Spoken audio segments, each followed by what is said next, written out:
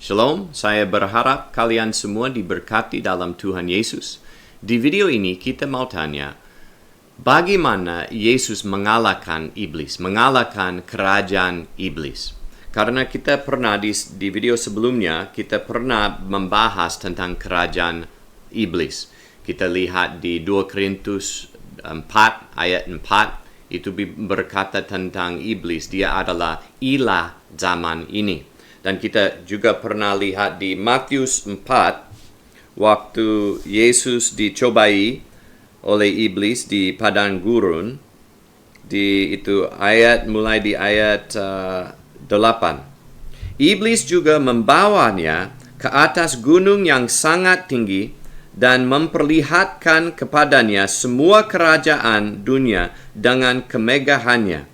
Dan berkata kepadanya, semua itu akan kuberikan kepadamu jika engkau sujud menyembah aku. Jadi iblis, dia sudah jadi ilah zaman ini. Waktu Adam dan Hawa berontak sama Allah dan tunduk kepada iblis. Kenapa? Karena waktu Allah menciptakan manusia, Adam dan Hawa, dia kasih mereka kuasa di atas segalanya. Mereka harus wakili Allah di dunia ini dan kerajaan Allah akan datang melalui mereka. Tapi karena mereka berontak sama Allah dan tunduk kepada kehendak iblis, mereka sudah di bawah pengaruh iblis. Dan karena itu, iblis ada mengontrol di atas segala dunia ini melalui kuasa manusia. So di sini iblis berkata kepada Yesus, kalau tunduk kepada saya, menyembah saya akan kasih segala kuasa di bumi ini. Tapi Yesus jawab dengan ayat 10, lalu berkatalah Yesus kepadanya, enyalah iblis, sebab ada tertulis, engkau harus menyembah Tuhan Allahmu, dan hanya kepada Dia sajalah engkau beribadah.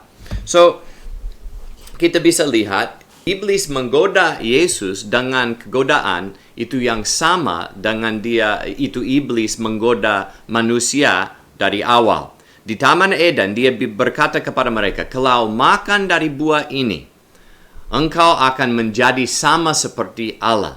Dan di sini, iblis berkata kepada Yesus Kristus, kalau menyembah saya, akan dapat segala kuasa. Maksudnya, akan jadi sama seperti Allah, akan duduk di tahta Allah di dunia ini. So, kita bisa lihat, Yesus digoda sama seperti manusia di awal, tapi dia beda.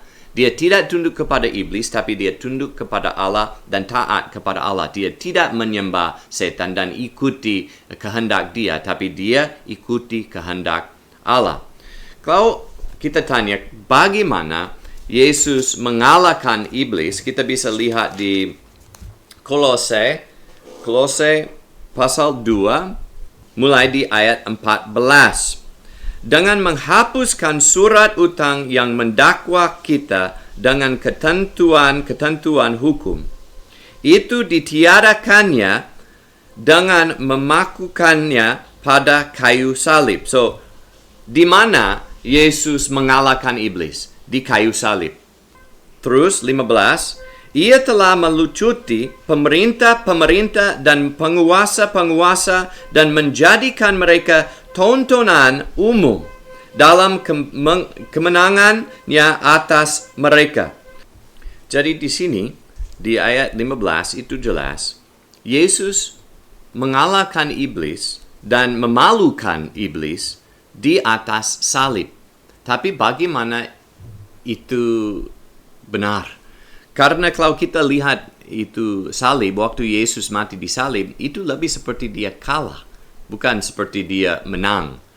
Dia bagaimana memalukan iblis, kalau dia disalib, dia juga dimalukan. Tapi kalau kita berpikir lagi tentang itu salib, kita bisa lihat waktu dia mau ke salib, mereka kasih dia mahkota, itu dibikin dari duri. So, dia jadi raja karena dia dapat itu satu mahkota. Dan waktu perajit mau menyiksa Yesus, waktu dia mau ke salib, mereka kasih dia satu jubah dari raja, karena dia adalah raja. Dan waktu dia sudah di atas salib, mereka kasih satu tanda, itu ditulis, ini adalah Raja di atas Israel. Jadi kita bisa lihat, waktu dia disalib, sebenarnya Yesus mengalahkan iblis. Jadi dia memalukan mereka. Bagaimana dia memalukan? Kalau kita lihat di Filipi 2, mulai di ayat 8. Ia tentang Yesus, ia telah merendahkan dirinya dan taat sampai mati. Bahkan sampai mati di kayu salib. So, bagaimana manusia dari awal hilang itu kerajaan Allah? Karena mereka tidak taat kepada Allah, tapi mereka taat kepada keinginan diri sendiri dan mereka tunduk kepada kehendak iblis. Karena itu iblis jadi raja dan mereka di bawah itu pengaruh dia. Tapi di sini waktu iblis menggodakan Yesus Kristus di padang gurun, dia tidak taat kepada iblis dan ikuti iblis, tapi dia taat kepada Allah Bapa. Dan karena itu, dia taat sampai mati, tapi tidak hanya sampai mati, tapi bahkan mati di kayu salib. Dan ayat 9, karena dia taat sampai akhirnya, ayat 9, itulah sebabnya Allah sangat meninggikan dia dan mengaruniakan kepadanya nama di atas segala nama. So, waktu Yesus disalib, dia mengalahkan iblis karena dia tidak taat kepada iblis, tapi dia taat kepada Allah. Dan dia memalukan iblis karena waktu iblis di dunia ini, dia selalu mengontrol semua orang.